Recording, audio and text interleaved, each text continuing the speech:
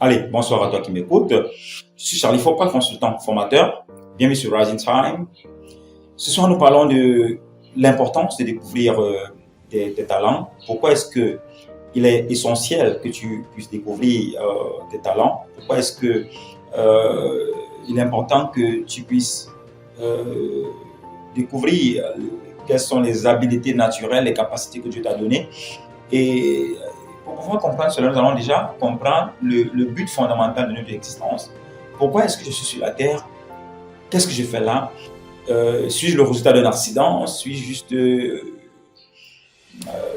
c'est-à-dire quelque chose qui s'est produit. Un spermatozoïde a rencontré un ovule et puis je suis né. Mais la Bible va plus loin pour nous dire, dans le livre de Jérémie 1, verset 5, c'est Dieu qui parle à Jérémie, il lui dit, avant que tu sois dans le sein de ta mère, je te connaissais. Je t'avais établi prophète des nations. En d'autres termes, Dieu nous fait comprendre que notre existence n'est pas le fruit d'un hasard. Ton existence, pendant que tu me regardes, quel que soit le pays du monde, n'est pas le fruit du hasard. Tu es là parce que Dieu l'a voulu. Tu es là parce qu'il a planifié. Il y a eu des difficultés, des problèmes sur la terre à un endroit précis.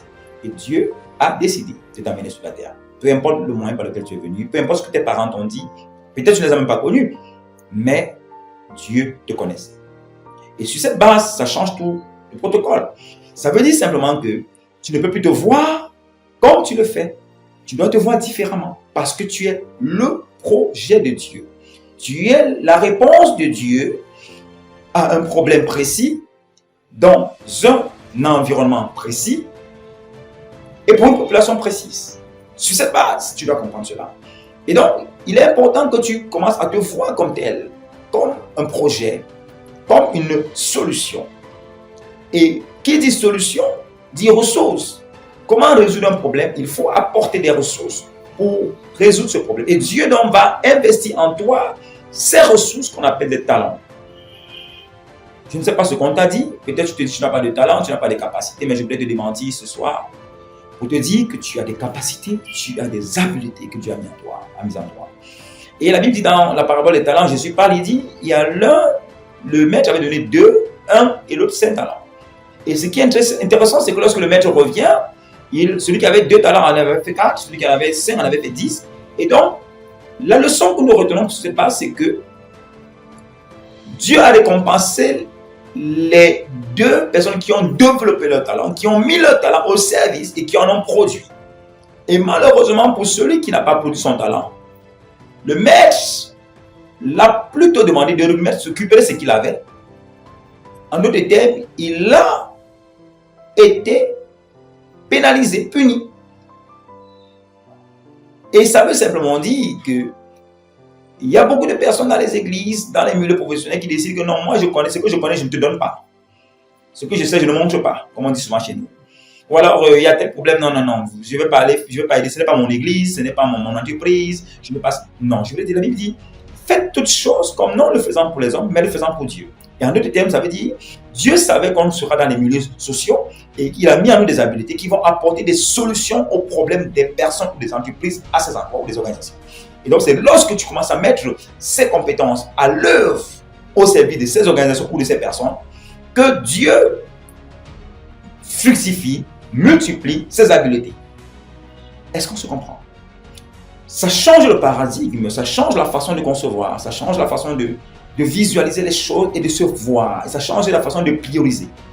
Donc, je ne mène pas mon existence comme je le sens, comme ça me plaît, mais je la mène comme Dieu le veut. Je suis l'intendant, c'est-à-dire qu'il n'y a rien sur la terre que je possède. Mais je ne suis que le gardien, le steward, celui qui garde, qui gère tout ce que Dieu m'a donné.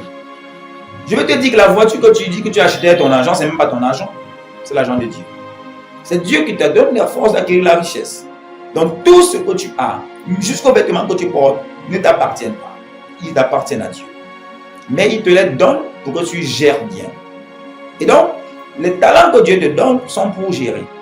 Et ce qui est intéressant dans cette parabole des talents, c'est qu'il n'y a personne parmi les 3 personnes, permettez-moi la répétition, qui n'a reçu 0 talent. Donc, chacun vient sur la terre avec quelque chose. Je veux même encore te choquer et dire, tu viens sur la terre avec quelque chose que quelqu'un a besoin. Et là, Ça veut dire que la non-utilisation de ce que tu as entraîne la chute. Il y a beaucoup de personnes qui sont déjà mortes parce que tu as refusé de mettre ce que tu t'as donné en pratique. Il y a des gens qui souffrent encore parce que tu es encore en train de dormir avec ton talent. Et tant que tu ne te lèves pas, ils vont souffrir. Mais je vais te dire la mauvaise nouvelle dedans.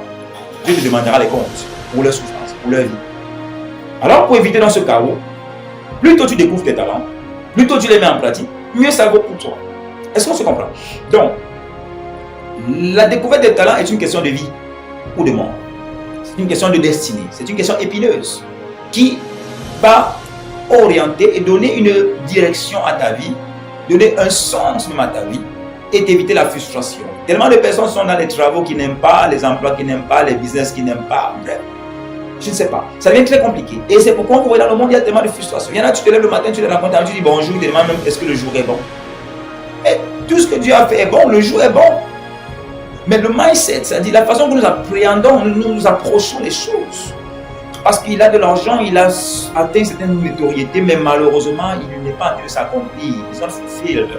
Il est en train de souffrir parce que, au fond de lui, il y a quelque chose qui brûle. Imaginez-vous un instant que des grands joueurs comme les Samuel Eto'o étaient devenus un médecin. Mais ils n'auraient pas la popularité qu'il a aujourd'hui. Imaginez-vous, ils n'auraient pas cette popularité. Si le grand Kofi Olomide que les gens ont célébré à une époque beaucoup dans le monde était devenu autre chose.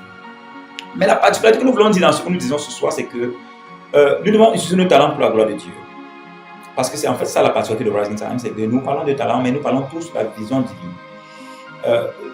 Tu vas utiliser tes talents. On a vu beaucoup de grandes stars, beaucoup de grandes personnes célèbres qui ont utilisé leurs talents dans leur vie pour la gloire de tout le monde, sauf de Dieu. Mais à la fin de leur vie, à l'aube ou alors à la fin de leur existence, ils ont des frustrations, ils sont même malheureux. On se demande est-ce qu'ils ont été ces stars ou alors est-ce qu'ils ont eu cet argent qu'ils ont.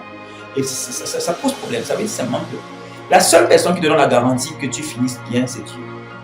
Et donc, si tu prends ton talent et que tu le mets au service de Dieu, alors non seulement tu vas accomplir les buts pour lesquels tu as été créé, mais Dieu sera sûr que tu as une fin heureuse.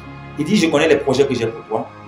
Et le but de ces projets, c'est d'amener à une existence, une fin heureuse. Dieu souhaite que tu finisses bien. Et on ne peut pas finir bien si on ne commence pas avec Dieu. On ne peut pas finir bien si on ne met pas au centre de nos préoccupations. Si on ne peut pas finir bien si on ne vit pas pour le but que nous a créé. Et comment connaître ce but? C'est aussi de découvrir ce qu'il a mis en toi, les habiletés qu'il t'a données, les capacités, les potentiels qu'il t'a donnés. Et alors, à partir de ce moment, tu feras tout ce que tu es en train de faire, mais en plus de cela, tu pourras marcher dans la direction de Dieu et te réorganiser, te réorienter et surtout accomplir ce pourquoi Dieu t'a créé. Et la terre entière va célébrer Dieu pour ta vie. Et le jour où tu partiras, les gens vont pleurer pendant que toi tu vas rire. Alors que lorsque tu t'es arrivé sur la terre, les gens ont ri pendant que tu pleurais. Et c'est ça la vision de Dieu. Le but de Dieu, c'est que nous ne finissons pas frustrés, mais que nous puissions, en découvrant ce qu'il a mis en nous, parce qu'il est notre fabricant, lui, mieux que personne connaît le modus operandi de notre personne. Et donc, si nous allons vers lui, nous allons découvrir cela.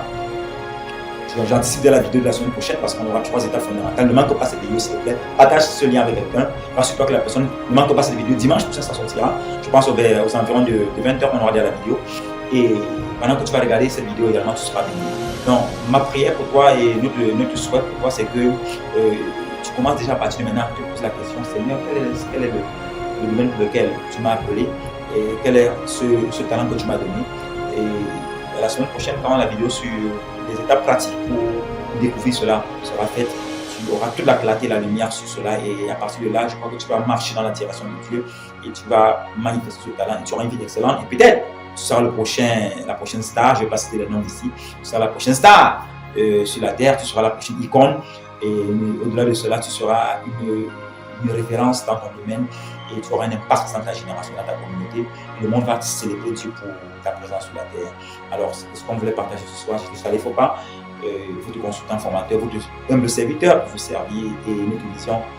Et c'est permettre que le Seigneur puisse t'utiliser dans ta génération, dans ton domaine, peu importe le domaine où tu es, pour être une icône. Pendant que tu le fais, que tu aies une vie, une existence heureuse pour la gloire de Dieu. Bonsoir.